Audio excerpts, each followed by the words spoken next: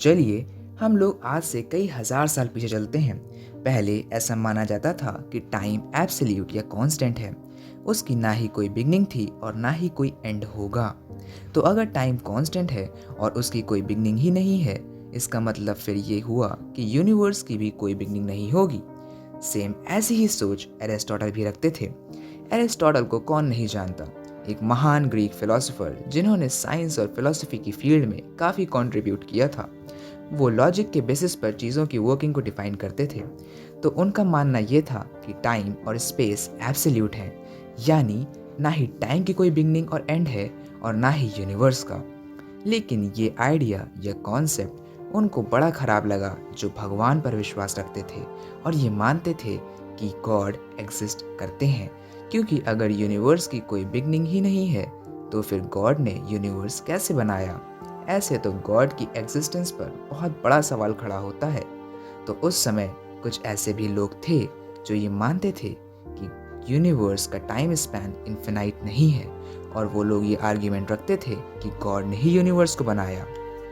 फिर आते हैं जर्मन फिलोसोफर इमैनुअल कैंट, जिन्होंने अपना दिमाग कुछ ज़्यादा ही लगा डाला। उन्होंने ये देखा कि अगर हम ये माने कि यूनिवर्स की कोई बिगनिंग है, या फिर ये माने कि यूनिवर्स का लाइफ स्पैन इन्फिनाइट है, तो इन दोनों ही केसेस में कॉन्ट्रडिक्शन पैदा होगी। अगर यूनिवर्स की कोई शुरुआत है तो वो शुरू होने के लिए या पैदा होने के लिए इन्फिनाइट टाइम तक क्यों रुका रहा। कैंट ने इस कॉन्ट्रडिक्शन को नाम दिया थेसिस। और दूसरी तरफ अगर यूनिवर्स हमेशा से ही वजूद में है और उसकी कोई शुरुआत नहीं है, तो वो इन्फिनाइट टाइम तक प्रेजेंट स्टेज पर पहुंचने के लिए क्यों रुका रहा। कैंट ने अब इस कॉन्ट्रडिक्शन को नाम दिया एंटीथेसिस। खैर, आप इसमें इतना दिमाग ना लगाइए, क्योंकि ये दोनों ही कॉन्ट्रडिक्शन गलत हैं। ऐसा इसीलिए क्योंकि कैंट ने ये दोनों ही कॉन्ट्रडिक्शन इस बेसिस पर सोची थी कि टाइम इन्फिनाइट और एब्सोल्यूट है। खैर, इससे हमें ये पता चलता है कि आज से कई हजार साल पहले लोग दो वर्गों में डिवाइडेड थे। पहले वो जो मानते थे कि यूनिवर्स इन्फिनाइट है, ना ही उसकी कोई बिगनिंग है और ना ही कोई एंड। और दूसरे वो लोग थे जो गॉड की एग्जिस्टेंस प्रूव करने के चक्कर में ये मानते थे कि यूनिवर्स की बिगनिंग है और वो बिगनिंग या शुरुआत गॉड के कारण हुई है। कई सालों तक यही माना जाता रहा, और इस बेसिस पर कि स्पेस और टाइम अलग अलग हैं और दोनों ही एब्सोल्यूट हैं, कई सारे यूनिवर्स के मॉडल्स हमारे पास आने लगे। सबसे पहले आते हैं क्लॉडस टॉलेमी, जो कि एक एस्ट्रोनॉमर और मैथमेटिशियन थे। उन्होंने एक यूनिवर्स का मॉडल लोगों के सामने रखा, जिसमें उन्होंने ये दिखाया कि अर्थ इस यूनिवर्स का सेंटर है और सन, मून, प्लैनेट्स और स्टार्स जितने भी उस वक्त डिस्कवर हो पाए थे, वो सब अर्थ के अराउंड एक फिक्स्ड ऑर्बिट में चक्कर लगाते हैं। इस टॉलेमी के मॉडल को कहा जाता है geocentric model of the universe, और ये उन्होंने 2nd सेंचुरी CE में दिया था, जो कि करीबन 1500 सालों तक काम में आता रहा। लेकिन जैसा कि हम जानते ही हैं कि गलत थ्योरीज ज़्यादा दिन तक नहीं टिकती।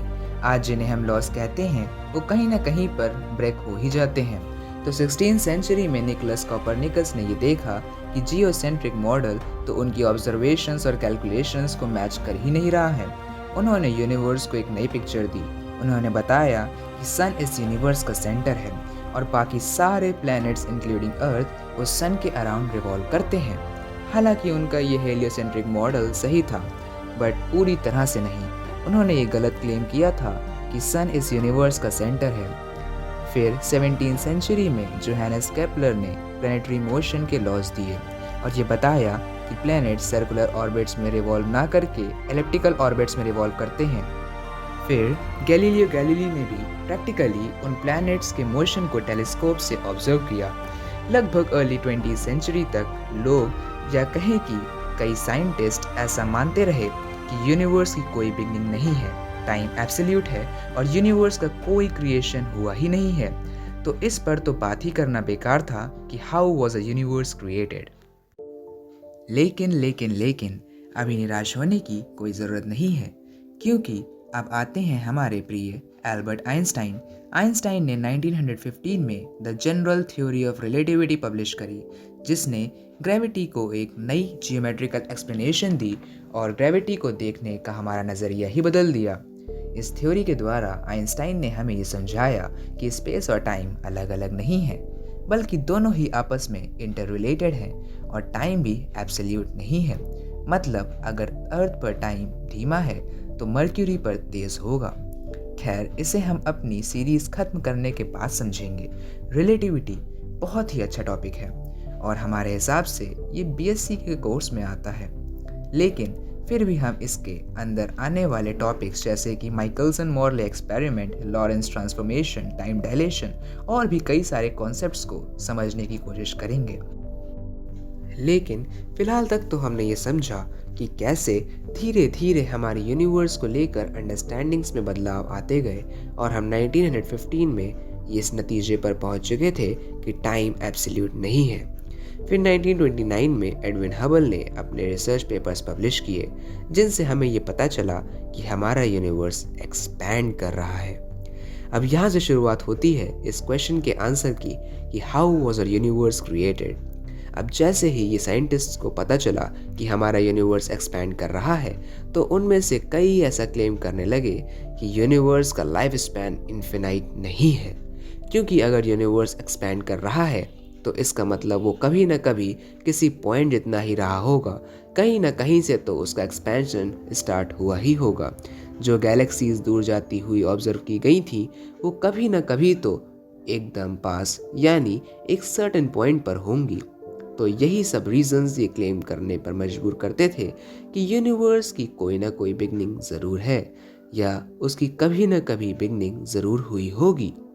एडविन हबल की इस डिस्कवरी ने यूनिवर्स की बिगनिंग के बारे में सोचने पर मजबूर कर दिया। अब ये तो क्लियर हो ही चुका था कि ना ही यूनिवर्स कांस्टेंट है और ना ही टाइम, और स्पेस और टाइम भी एक दूसरे से इंटररिलेटेड हैं। तो अब बस ये समझने की देरी थी कि हमारा यूनिवर्स शुरू कैसे हुआ। लेकिन भैया कुछ महान लोग ऐसे भी थे जो ये जानकर कि यूनिवर्स की कोई बिगनिंग भी है बिल्कुल भी खुश नहीं थे। इसी कारण हरमैन बॉन्डी, थॉमस गोल्ड और फ्रेड हॉयल ने अपनी स्टेडी स्टेट थ्योरी 1948 में पब्लिश करी। स्टेडी स्टेट थ्योरी इस बेसिक असम्पशन पर बेस्ड थी कि यूनिवर्स कांस्टेंट है। इस थ्योरी के मुताबिक जब भी एक गैलेक्सी दूसरी गैलेक्सी से दूर जाती है, तब मैटर जो अपने आप कंटिन्यूअली उस खाली स्पेस में बनता रहता है, वो एक नई गैलेक्सी बना लेता है। मतलब उस पुरानी गैलेक्सी की जगह जो काफ़ी दूर जा चुकी है, एक नई गैलेक्सी ले लेती है, जिसके कारण यूनिवर्स की एवरेज डेंसिटी कांस्टेंट रहती है। लेकिन कैम्ब्रिज रेडियो एस्ट्रोनॉमी ग्रुप, जिसे मार्टिन रायल लीड कर रहे थे, उसने अर्ली 1960s में रेडियो वेव्स के वीक सोर्सेज का सर्वे किया। ये रेडियो वेव्स पूरे आसमान में यूनिफॉर्मली फैली हुई थी, जो कि ये इंडिकेट कर रहा था कि ये ज़्यादातर सोर्सेज हमारी गैलेक्सी के बाहर थी या उससे भी दूर थी। स्टेडी स्टेट थ्योरी ने नंबर ऑफ सोर्सेज और उनकी स्ट्रेंथ को लेकर एक रिलेशनशिप प्रेडिक्ट करी थी। लेकिन जो ऑब्जर्वेशंस मार्टिन रायल और उनकी टीम ने की थी, उससे हमें और फेंट सोर्सेज मिली, जितनी उस थ्योरी ने प्रेडिक्ट भी नहीं करी थी, जो कि ये इंडिकेट कर रहा था कि उन सोर्सेज की डेंसिटी पास्ट में काफ़ी हाई थी। और यही ऑब्जर्वेशन स्टेडी स्टेट थ्योरी के बेसिक असम्पशन को ही कॉन्ट्राडिक्ट कर रही थी। इस रीज़न से और इसी के साथ कई और रीजन से स्टेडी स्टेट थ्योरी को नकार दिया गया। इन सब थ्योरीज के बाद एक ऐसी थ्योरी आई जिसने यूनिवर्स के फॉर्मेशन, उसके क्रिएशन को ढंग से आइंस्टाइन की जनरल रिलेटिविटी को ध्यान में रखते हुए समझाया, और वो थ्योरी है the big bang theory. Big bang theory समझने से पहले हमें द हाइजेनबर्ग्स अनसर्टेनिटी प्रिंसिपल को समझना होगा। अनसर्टेनिटी प्रिंसिपल के मुताबिक हम एक पार्टिकल की वेलोसिटी और पोजीशन एक साथ बहुत एक्यूरेटली मेजर नहीं कर सकते। अगर हम उस पार्टिकल की पोजीशन बहुत एक्यूरेटली मेजर करें तो उसकी स्पीड में अनसर्टेनिटी आ जाएगी, यानी हम उस पार्टिकल की स्पीड सही मेजर नहीं कर पाएंगे। और अगर हम उस पार्टिकल की स्पीड बहुत एक्यूरेटली मेजर कर लेते हैं तो हम उसकी पोजीशन मेजर नहीं कर पाएंगे। इसको सेटिस्फाई करने के लिए हमारे पास एक कंडीशन भी है, del x dot del m dot del v should be greater or equals to h upon 4 pi, जहाँ del x पार्टिकल की पोजीशन को बताता है, del m उसके मास को और del v उसके वेलोसिटी को, और जहाँ h प्लैंक्स कांस्टेंट है। आइए हम इसे और अच्छे से समझते हैं। मान लीजिए कि ये एक फ्री प्रोटॉन है अब हमें डी ब्रोगलीज हाइपोथेसिस से तो पता ही है कि हर एक पार्टिकल के साथ एक वेव एसोसिएटेड होती है। तो हम मान लेते हैं कि इस प्रोटॉन के साथ एक वेव एसोसिएटेड है जिसकी वेवलेंथ लैम्डा है। मान लेते हैं कि ये वेवलेंथ पॉइंट ए से पॉइंट बी तक है। हमारे पास किसी पार्टिकल के मोमेंटम और उससे रिलेटेड एक वेव के वेवलेंथ के बीच का रिलेशन भी है, and that is momentum is equals to Planck's constant upon wavelength, यानी p is equals to h upon lambda. अब momentum is equals to mass times velocity हमें ये भी 9th क्लास से पता है। अब हम p की वैल्यू इक्वेशन 1 में सब्स्टिट्यूट कर सकते हैं और हमें मिलेगा mv is equals to h upon lambda. तो इस इक्वेशन से हमें ये पता चलता है कि क्योंकि इस प्रोटॉन से रिलेटेड वेव की वेवलेंथ कांस्टेंट है तो पार्टिकल की स्पीड में कोई बदलाव नहीं आएगा और हम उसकी स्पीड बहुत आराम से मेजर कर लेंगे। लेकिन अब उसकी पोजीशन में अनसर्टेनिटी आ जाएगी क्योंकि वो पार्टिकल या प्रोटॉन पॉइंट ए से पॉइंट बी के बीच कहीं भी अपीयर हो सकता है। इस कारण हमें ये लगता है कि प्रोटॉन अपने आप रिक्रिएट हो रहा है। अब अगर हम एक ऐसा पार्टिकल लें जिससे बहुत सारी वेव्स एसोसिएटेड हों और अगर हम उन सारी वेव्स को सुपर इम्पोज करें तो हमें एक लोकलाइज्ड वेव मिलेगी। और इसमें क्योंकि बहुत सारी वेव्स हैं तो हर एक वेव की वेवलेंथ भी तो होगी। अब इतनी सारी वेवलेंथ्स को अगर हम इक्वेशन 2 में रखेंगे तो हमें पता चलेगा कि हम उस पार्टिकल की वेलोसिटी को मेजर नहीं कर पा रहे हैं। इक्वेशन 2 में लैम्डा 1 रखने पर हमें वेलोसिटी अलग मिलेगी, लैम्डा 2 रखने पर अलग, लैम्डा 3 रखने पर अलग। तो अब उस पार्टिकल की वेलोसिटी में अनसर्टेनिटी आ जाएगी लेकिन उसकी पोजीशन सर्टेन हो जाएगी क्योंकि उन बहुत सारी वेव्स को सुपर इम्पोज करने पर हमें जो लोकलाइज्ड वेव मिली वो बहुत छोटी है, जिसके कारण हमें पार्टिकल की पोजीशन मिल जाएगी। लेकिन ये बहुत ही रेयर केसेस में होता है। हाइजेनबर्ग्स अनसर्टेनिटी प्रिंसिपल हमें एनर्जी और टाइम के बीच रिलेशन के बारे में भी बताता है, and that is energy times time should be greater or equals to Planck's constant upon lambda।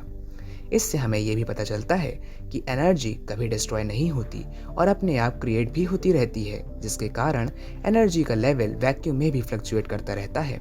इसे हम कहते हैं क्वांटम फ्लक्चुएशंस। तो हमने अनसर्टेनिटी प्रिंसिपल को समझा। अब हम चलते हैं वापस द बिग बैंग थ्योरी पर। तो हमारा ब्रह्मांड अपने शुरुआती पलों में एक ऐसे पॉइंट पर कंडेंस था जो सब एटॉमिक पार्टिकल से भी छोटा था। इस पॉइंट को हम कहते हैं सिंगुलैरिटी। ये सिंगुलैरिटी बहुत ही ज़्यादा डेंस थी, बहुत ही ज़्यादा गर्म थी और उसके स्पेस टाइम का कर्वेचर भी इन्फिनाइट था। वो सिंगुलैरिटी इतनी डेंस और गर्म होने के कारण बिल्कुल भी स्थिर या स्टेबल नहीं थी और फिर क्वांटम फ्लक्चुएशंस के कारण वो बहुत तेज़ी से एक्सपैंड करने लगी, एज इफ कोई एक्सप्लोजन हुआ हो। बट वो एक्सप्लोजन नहीं था बल्कि उस सिंगुलैरिटी का एक्सपेंशन था। अब शुरुआती पलों में उसके एक्सपेंशन की स्पीड लाइट की स्पीड से भी तेज़ थी, इतनी तेज़ कि वो सिंगुलैरिटी 10⁻³ से 10⁻32 सेकेंड्स के बीच अपने इनिशियल साइज से 10⁻14 टाइम्स ज़्यादा बढ़ गई। अगर मान लें कि वो एक प्रोटॉन के बराबर थी, यानी उसका साइज 10⁻15 मीटर था, तो उस एक्सपेंशन के बाद वो एक बॉल के साइज की हो गई, यानी उसका डायमीटर 10⁻1 का हो गया होगा। इसे हम कहते हैं इन्फ्लेशन। तो जो सबसे पहली चीज़ उस सिंगुलैरिटी के साथ हुई थी वो थी इन्फ्लेशन, जो कि 10⁻35 से 10⁻32 सेकेंड्स तक ही रहा था। फिर एक सेकेंड बाद सब एटॉमिक पार्टिकल्स जैसे कि प्रोटॉन्स, न्यूट्रॉन्स और इलेक्ट्रॉन्स का फॉर्मेशन हुआ। हालांकि हमारा ब्रह्मांड अपने शुरुआती पलों में अंधकार से ढका हुआ था, क्योंकि उस वक्त एटम्स का फॉर्मेशन नहीं हुआ था, इसलिए सारे इलेक्ट्रॉन्स फ्री स्टेट में इधर उधर भटक रहे थे। और क्योंकि वो इलेक्ट्रॉन्स फ्री स्टेट में थे, इसलिए वो फोटॉन्स यानी लाइट और दूसरी रेडिएशंस को स्कैटर कर देते थे, जैसे कि क्लाउड्स में प्रेजेंट वाटर पार्टिकल्स सनलाइट को स्कैटर कर देते हैं। तो कुल बिग बैंग के 3,80,000 साल बाद हमारा ब्रह्मांड चमका था, क्योंकि तभी सबसे पहला हाइड्रोजन एटम वजूद में आया और लाइट की स्कैटरिंग कई हद तक बंद हो गई और फोटॉन्स और दूसरी रेडिएशंस स्ट्रेट लाइन में ट्रेवल कर सकीं। कभी कभी इस लाइट को after glow of the big bang भी कहा जाता है, लेकिन हम इसे CMB के नाम से जानते हैं। CMB यानी कॉस्मिक माइक्रोवेव बैकग्राउंड, जो कि 1948 में रैल्फ एल्फर ने प्रेडिक्ट करी थी। हम इन CMB को अपनी आँखों से देख नहीं सकते क्योंकि ये बहुत ठंडी होती हैं, यानी -271 डिग्री सेल्सियस, जिसके कारण ये इलेक्ट्रोमैग्नेटिक स्पेक्ट्रम में माइक्रोवेव्स की कैटेगरी में आती हैं, जिन्हें हम आँखों से नहीं देख सकते। लेकिन जब एंटीना वाले टीवी हुआ करते थे और हम किसी नो सिग्नल वाले चैनल पर जब आते थे, तब हमें जो स्टैटिक सिग्नल्स दिखते थे वो CMB ही होती थी। अब कई लाख साल बीत चुके थे और हमारा यूनिवर्स काफ़ी बड़ा हो चुका था। लगभग 400 मिलियन ईयर्स बाद पहला स्टार अस्तित्व में आया और ऐसे ही धीरे धीरे स्टार सिस्टम, गैलेक्सीज, प्लैनेट्स बनते गए। हमारा यूनिवर्स 13.8 बिलियन ईयर्स पुराना है और आज भी एक्सपैंड कर ही रहा है। तो कुछ ऐसे हमारा ब्रह्मांड बना था। अब बिग बैंग के अल्टरनेटिव में भी कई थ्योरीज हैं और आजकल बिग बैंग को भी गलत कहा जाने लगा है और उसकी जगह दूसरी थ्योरीज ने ले ली है। लेकिन कोई भी थ्योरी ये क्लेम नहीं करती कि गॉड ने हमारा यूनिवर्स बनाया था। लेकिन चलो आपकी खुशी के लिए हम मान लेते हैं कि 0.001% चांस है कि गॉड ने ये यूनिवर्स बनाया था। लेकिन तब भी तो गॉड एक एलियन सिविलाइजेशन ही तो रहेंगे। भैया उनके पास इतनी भयंकर टेक्नोलॉजी होगी जो वो एक पूरा ब्रह्मांड क्रिएट कर पाए। लेकिन हम ये मानकर भी नहीं मान सकते कि गॉड ने हमारा यूनिवर्स बनाया, क्योंकि उस सिंगुलैरिटी से पहले टाइम एग्जिस्ट ही नहीं करता था। There was nothing, no space, no time and no energy. तो गॉड ही एग्जिस्ट कहाँ कर पाएंगे भाई, अगर स्पेस और टाइम ही नहीं होगा। तो आज हमने काफ़ी अच्छी अच्छी चीज़ें जानी। जब तक के लिए थैंक यू, धन्यवाद, जय हिंद, जय भारत।